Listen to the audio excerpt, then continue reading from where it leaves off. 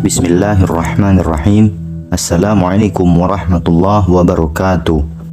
Hadirin yang dimuliakan Allah Subhanahu wa Ta'ala, kembali lagi kita di channel Kisah Kuno. Muslim yang kuat menjadi suatu nilai tersendiri dalam agama ini, di mana dengan keahlian dan kekuatan yang dia miliki, dia dapat menjaga dan melindungi agama ini atas kehendak Allah Subhanahu wa Ta'ala. Namun, pernahkah kita mendengar tentang sejarah sahabat Nabi yang dijuluki satu orang berbanding 1000 pasukan? Seorang sahabat yang bila mendengar namanya saja membuat gemetar lawannya. Sang kesatria itu bernama Kokok bin Amr At-Tamimi. Mendengar namanya, para penyamun di suku-suku Badui di kawasan Jazirah Arab langsung tunggang langgang melarikan diri. Hingga demikian, tak satu pun dapat lolos dari kejarannya. Al-Kokok ini memang dikenal di kalangan kaumnya sebagai kesatria yang hebat. Keahliannya dalam memainkan pedang dan seni perang, serta keahliannya berkuda, tak ada yang meragukan kemampuannya ini. Dan inilah keahlian yang menjadi kebanggaan setiap pria di Jazirah Arab. Keahliannya lah yang mengantarkan dirinya menempati posisi terhormat di kalangan kaumnya dan suku-suku lain. Pada tahun 9 Hijriah, di suasana yang tenang ini, suku-suku Arab terus berbondong-bondong mendatangi Rasulullah di Madinah, berbaiat menyatakan sumpah setia memeluk Islam, termasuk suku Tamim.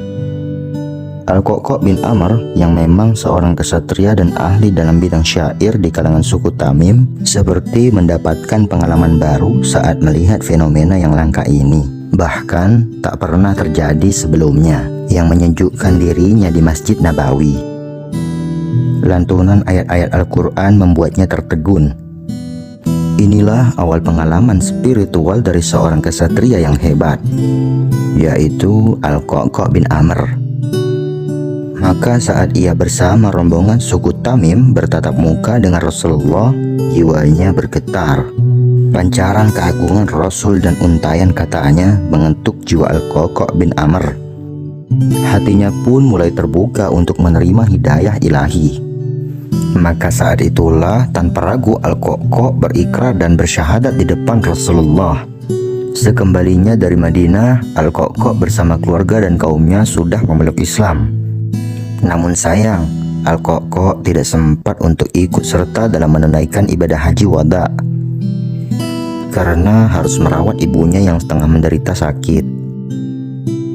Meski begitu, hatinya selalu diliputi kerinduan yang mendalam untuk belajar dan mengabdi kepada Rasulullah di Madinah. Ia sadar karena dirinya memeluk Islam sudah sangat terlambat. Sebagai seorang kesatria suku Tamim, Al-Kokok mendapat tugas melatih seni militer kaum muslimin di kawasan luar kota Madinah. Inilah pasukan yang dipersiapkan oleh Rasulullah di akhir hayatnya. Sebuah pasukan yang dipimpin sahabat termuda, yaitu Usamah bin Zaid. Namun kebersamaan Al-Kokok dengan Rasulullah tak berlangsung lama. Pada tahun 11 Hijriah, Rasulullah SAW wafat menghadap Allah yang Maha Esa. Dan inilah yang membuat dirinya larut dalam kesedihan bersama sahabat-sahabat Rasulullah yang lain. Di masa kepemerintahan Abu Bakar As-Siddiq radhiyallahu anhu yang menjadi khalifah pertama dalam Islam ini, Al-Kokok tampil cemerlang di berbagai medan jihad.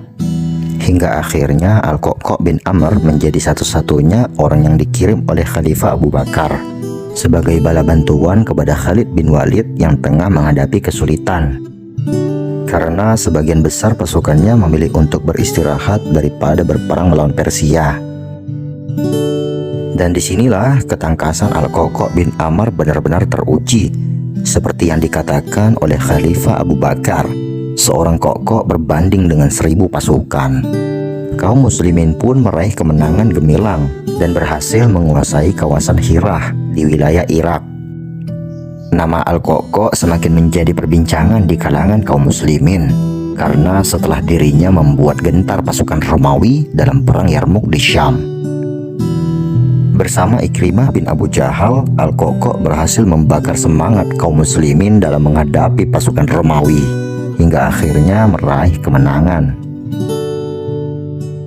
Kemenangan yang tercatat dalam sejarah Islam sebagai tonggak yang membuka gerbang bagi penaklukan muslimin di luar Jazirah Arab. Pada tahun 13 Hijriah, di suasana yang mengharukan ini, Khalifah Abu Bakar wafat menghadap Allah yang Maha Esa. Selanjutnya, kekhalifahan pun beralih ke tangan sahabat yang mulia, yaitu Umar bin Khattab yang menjadi khalifah kedua dalam Islam. Sayyidina Umar pun mengirim bala bantuan untuk pasukan Sa'id bin Abi Waqqas untuk menaklukkan kota Madain, tempat singgasana Raja Persia ini dan sekaligus menjadi ibu kota Persia. Sayyidina Umar pun mengirim Al-Qoqo yang tengah berada di Syam, yang sedang berperang melawan pasukan Romawi, agar bergerak ke Irak menyusul pasukan yang dipimpin oleh Sa'ad bin Abi Waqqas. Qadasiyah merupakan kawasan yang menjadi gerbang menuju benteng Jalaula, yang merupakan benteng kota Madain, ibu kota Persia. Di Qadasiyah ini, kaum muslimin terlibat pertempuran yang sangat dahsyat melawan pasukan Persia.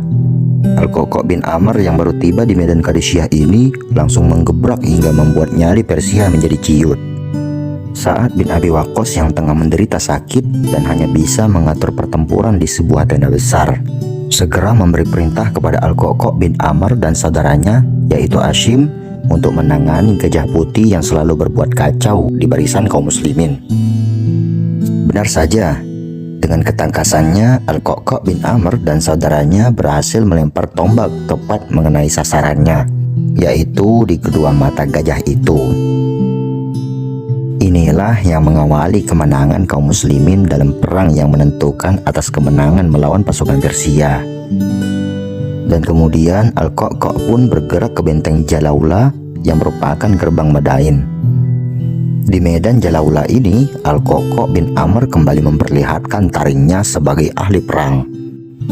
Dia dan pasukannya dari suku Tamim kembali mendobrak musuh hingga membuat Persia terkesima dengan kehebatannya. Dan akhirnya dengan jatuhnya benteng Jalaula ini, secara praktis membuat kaum muslimin dengan mudah menaklukkan kota Istana Putih ini, yang merupakan tempat singgasana Raja Persia. Dengan begitu, secara otomatis negeri yang kaya raya ini jatuh ke tangan kaum muslimin. Al-Qoqo bin Amr memang kesatria tanpa tanding. Namun, berkat kecerdasan dan ketulusannya terhadap agama, membuat dirinya semakin mantap dan sempurna. Itulah mengapa Khalifah Utsman bin Affan mengangkatnya sebagai seorang gubernur di Armenia, karena ketegasannya sebagai pemimpin menjadi modal utamanya untuk berlaku adil dalam menghadapi berbagai masalah yang terjadi di masyarakat. Sejak wafatnya Khalifah Utsman bin Affan, Al-Qoqo bin Amr tetap setia mengabdi kepada khalifah yang dibaiat kaum muslimin. Itulah mengapa ia begitu setia menjadi pendamping Ali bin Abu Thalib dan terus mengawal kekhalifahan yang sah yang dibaiat kaum muslimin. Al-Qoqo bin Amr adalah orang yang sangat rajin untuk mengasah kemampuan dirinya, sehingga dia menjadi orang yang terhebat di lapangan. Mungkin Al-Qoqo bin Amr tidak dikenal sebagai ahli ilmu dan ahli Al-Quran, tetapi Al-Qoqo benar-benar hadir sebagai orang yang mempunyai keistimewaan, di mana orang lain susah mencari keistimewaan itu. Hal itu harus kita miliki, karena kita mungkin tidak menguasai banyak hal, tetapi kuasailah satu hal saja yang menurut kita mampu melakukannya.